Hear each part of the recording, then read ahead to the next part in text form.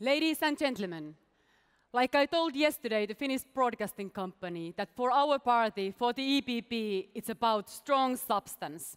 So now for our first debate. Our moderator will be EPP Vice President and Campaign Director, a member of the Irish Parliament and former Minister of State with responsibility for European affairs, Dara Murphy. This first of two debates is entitled Prosperity for Everyone, More Growth and Jobs for the European Economy. Here to explain more is Dara Murphy. Please welcome to the stage.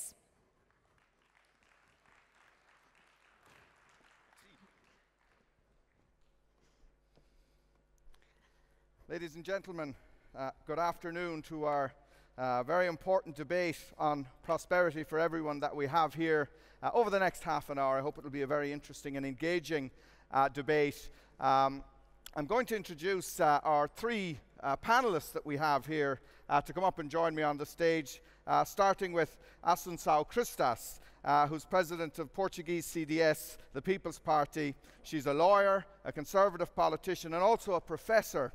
From 2011 to 2015, she served as Minister for Agriculture, Sea, Environment, Territorial Planning in the government led by our own Pedro Pascas Coelho. A big round of applause, please, for Assuncao, who'll come up and join us.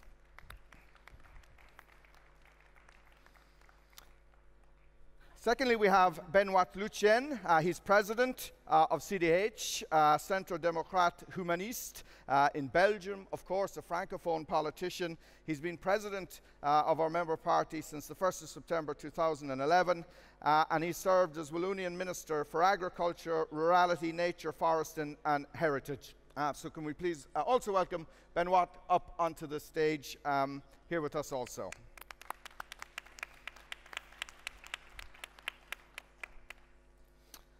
And finally, we have joining us Kyriakos Mitsotakis, a Greek politician, of course. He's been president of Nea Demokratia and leader of the opposition since January 2016. He has also served as a minister, in this case of administrative reform and e-governance from 2011 to 2015. And he's been a member of the Hellenic, the Greek Parliament, for Athens parliamentary constituency since 2004. So Kyriakos, will you also please join us on the stage here this afternoon? Cool. So, we're going to start just with a few minutes from each of our three excellent panelists to give a little sense of where they see things going. It's, I think, proper order that we start with Assuncao, please. Thank you, Dana. Dear colleagues, it's a pleasure to be here with you today. And I would start by saying that in the old times, changes used to take place locally and over generations, but right now they happen globally. And we can see those changes actually in our lifetime. So it's not incremental, it's exponential. And if I look at my personal experience, if I look at my family, my first daughter was born in June 2001, the year Wikipedia was launched. And in September, the world changed forever. Only 50 years ago, that's when my second child was born, we still didn't have the iPhone, nor the Facebook, and several countries were voting their way into the EU. My third child was born in 2005, when Google Maps was launched, and the first ever YouTube video was uploaded. And my youngest daughter was born 5 years ago, being the first ever Portuguese minister's child to be born with a mother in office. At that time, we had the Troika in Portugal, and the euro crisis was the main European problem. And look at us now. History teaches us that in industrial change or revolution, there are more jobs created than those that are lost, and that's good, that's fine. But recent studies also stress that our transition will exceed or scale shifts ever known. Plus, most predict net gain of jobs, but most likely in different places. That might be cities, countries, or even continents. So, how can we anticipate the response to create and take value from the digital era opportunities and at the same time guarantee that no one is left behind? And how can we take advantage of artificial intelligence, innovation and cutting-edge solutions and impede social disruption? In my view, in 3 ways, and I will be very short, Dana. First, by preparing society to a different perspective of education and work delivering. Reskilling and lifelong training are key words to build smart societies. We will go back to university and training many times. Freelancers and independent workers based on dynamic competences and knowledges, acquisition will no longer be an exception, but our main challenge is how to answer to social and protection rights for them. For example, paid maternity and paternity leave. Work will be more flexible, even for those who have a working contract. Place and time to deliver work might be extra flexible in a positive way, in my view, but this positive approach must be assured as well. Second, by finding out and anticipating areas of job creation, and I will take that for a moment. And third, by anticipating a regulatory framework that also includes an ethical dimension. And that is particularly relevant, I would say, for our center-right family and personalistic political parties. I think we can boost growth. Yes, we can. We will have transition. Yes, we will have. Assuming this very clearly, the European center-right parties, as we are, must also ensure that no one is left behind, and ethics is at the core of our move. Thank you, Dana. Excellent. Thank you very much. Thank you, Assuncao. And we'll pick up on some of that in the question and answer that we will have in a minute. Le prochain est le président de notre parti en Wallonie, Benoit Lutgen. Pardon? Et à Bruxelles aussi. Et à Bruxelles aussi, bien sûr. Je le connais trop bien, très bien, trop bien. Allez, Benoit, à vous. Merci. Donc, moi, je n'ai pas d'enfant, donc ça ira un peu plus vite pour la présentation et l'introduction. Je voulais simplement vous dire une chose. C'est vrai que l'Union européenne, on le voit dans ce que les citoyens peuvent percevoir, la prospérité pour tous n'est pas encore une évidence pour chacun. C'est le moins qu'on puisse dire, au travers des réactions qu'on peut avoir. Et les crises de ces dernières années, crise financière, crise économique, crise sociale aussi, qu'a traversé l'Europe, n'ont pas aidé à cette conviction que cette prospérité, elle peut bénéficier à chacun et que l'Europe peut apporter ses réponses de prospérité à chacune et à chacun d'entre nous. Loin quelque part de l'idée de nos grands-parents, la paix, la sécurité que l'Union européenne a pu apporter, et la prospérité qui a suivi l'après-guerre. Aujourd'hui, ce partage quelque part de prospérité au niveau européen n'est pas une évidence. Pas évidence, même s'il y a beaucoup de réponses qui ont été apportées ces dernières années par la Commission, reconnaissons-le. Meilleure sécurité au travers de nos frontières notamment, il y a encore beaucoup de choses à faire en la matière. Toute une série de programmes économiques qui ont vu le jour, mais aussi beaucoup de questions qui se posent au quotidien pour la population. L'harmonisation sociale, qui est loin d'être une évidence au niveau de l'Union européenne et qui crée de la concurrence sociale entre les États membres. On doit pouvoir converger ensemble, palier par palier, pour que cette prospérité, cette couverture sociale soit une évidence pour chacun, en fonction bien sûr de la réalité des États membres, de leur évolution historique aussi en la matière.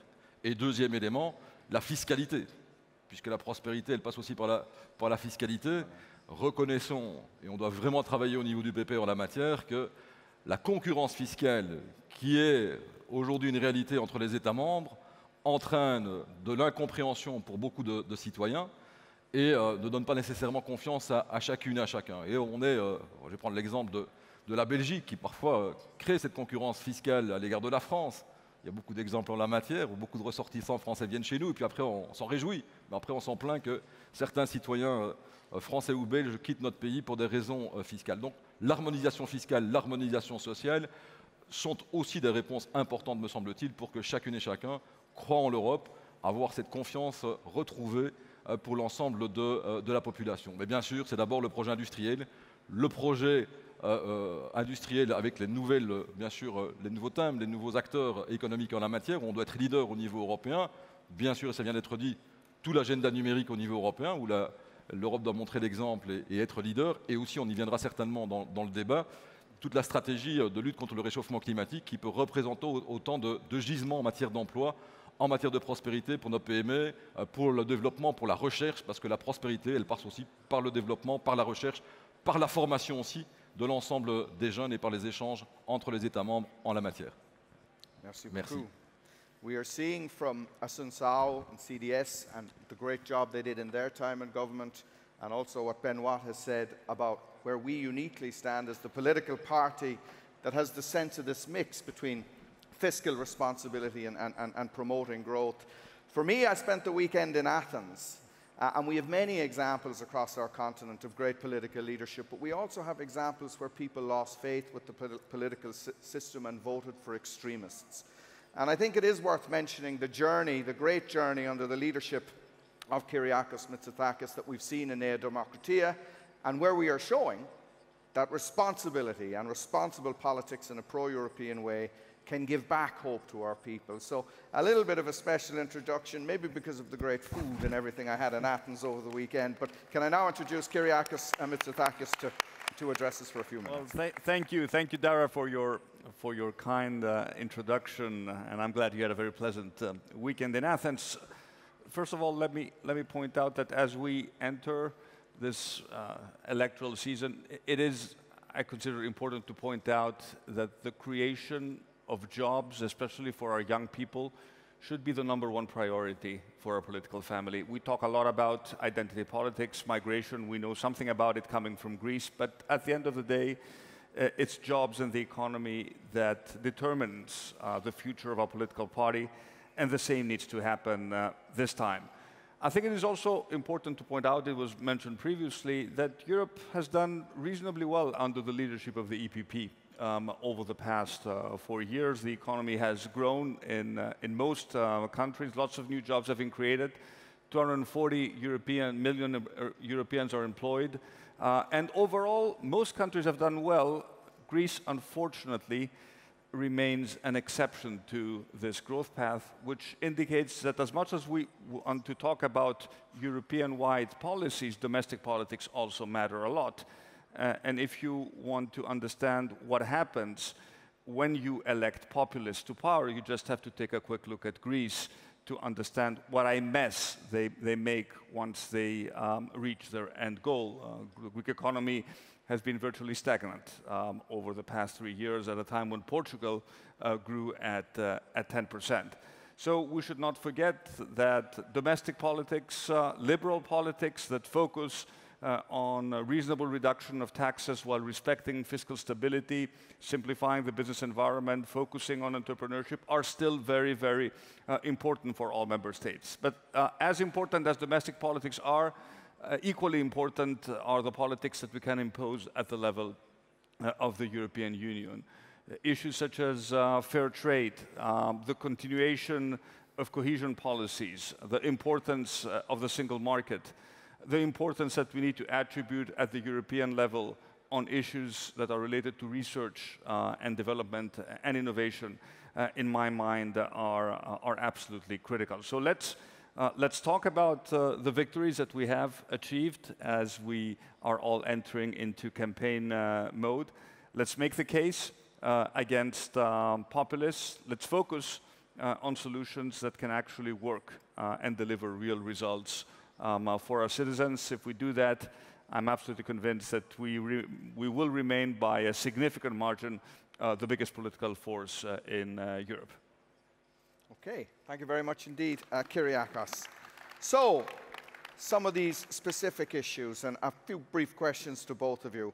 So, how do we adapt work if we really want to sort of achieve prosperity for everyone or as many people as possible to a more sustainable economy? You know, in other words, what jobs can such an economy seek to provide? Right. Well, I think then that we have a huge challenge, globally speaking, and also Europeanly speaking, that is environment and climate change.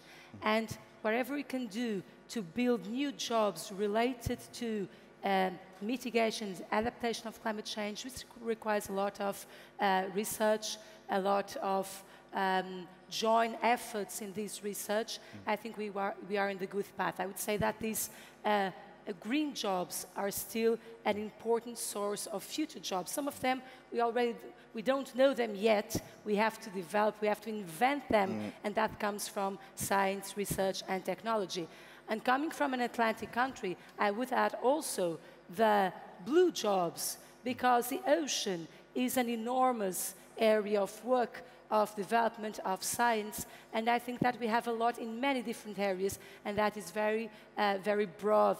The possibilities are very broad in this area, but still we have a lot to find out and to create, and these jobs highly qualified, highly skilled, and I think are the future jobs in one way, and that's a good way because they protect us, they preserve us from the risks, which are enormous, and right now in Portugal we feel them almost in a daily basis, the risks of climate change also. But there's another point that I would like to stress. When we think about, I would say, the other enormous challenge for Europe, I would say that's demography. And of course we have a problem of this aging society, but that is also an opportunity.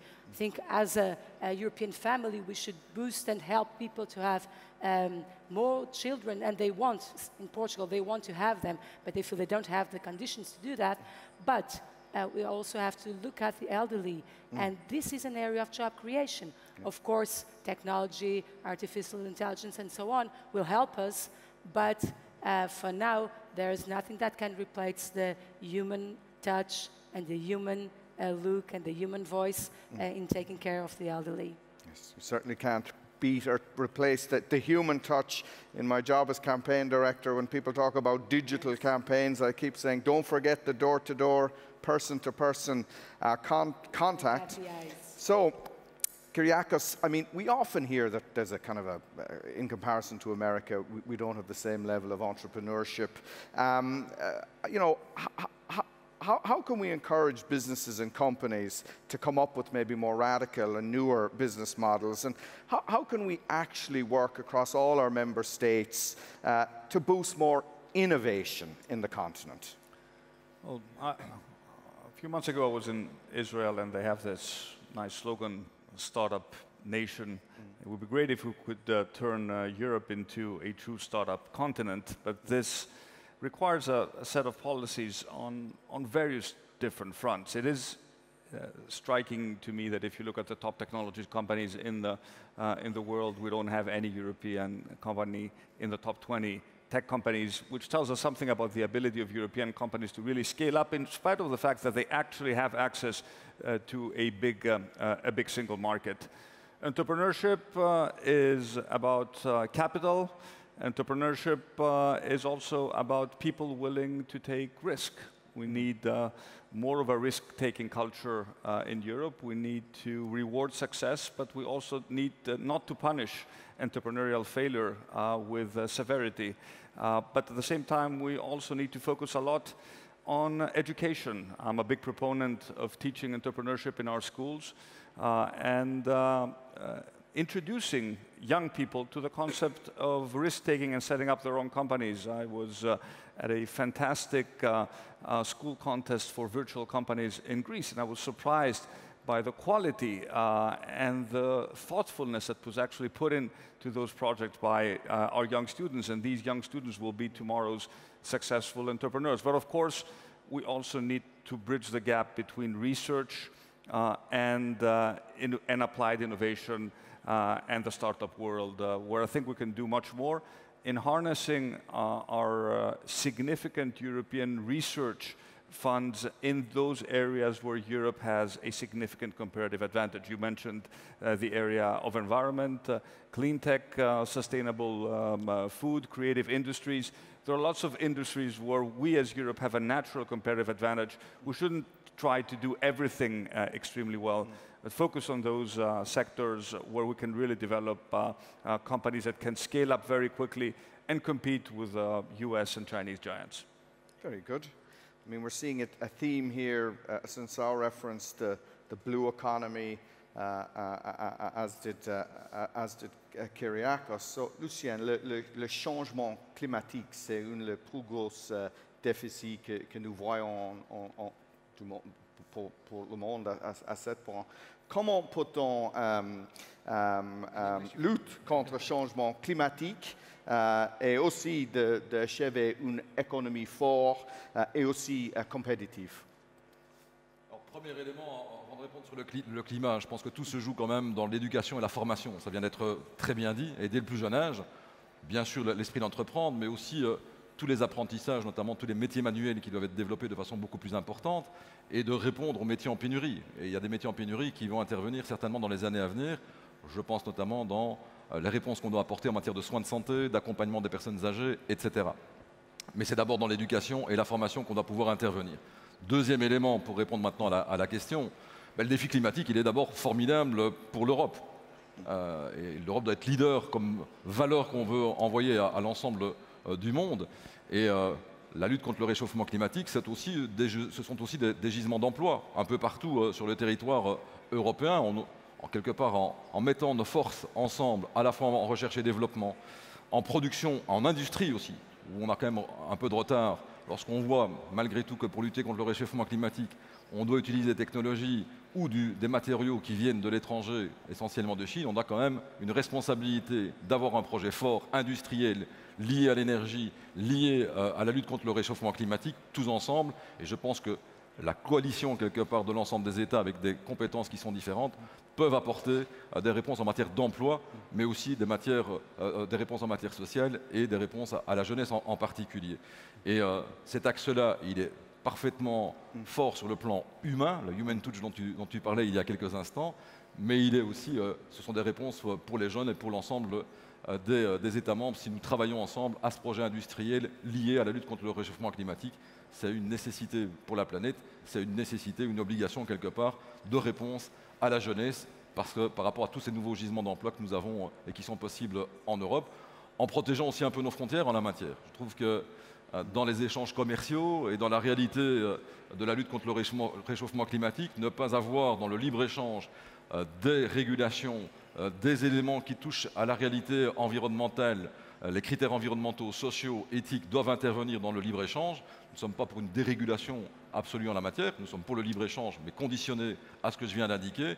Et on doit éviter, par rapport à ce qui se passe au niveau mondial, d'avoir des échanges qui sont quelque part inadaptés par rapport à notre propre réalité européenne et d'être leader aussi en la matière, notamment par rapport à la lutte contre le réchauffement climatique. Et la COP21 de Paris a apporté quelque part un souffle d'espoir pour tous ceux qui croient en cette lutte contre le réchauffement climatique. On doit pouvoir le traduire, et on le fait déjà très concrètement dans nos territoires, un peu partout, avec cette force supplémentaire de l'Europe, grâce à nos forces qui sont unies, pour apporter ces réponses en matière d'emploi aussi, en recherche et développement et en stratégie industrielle.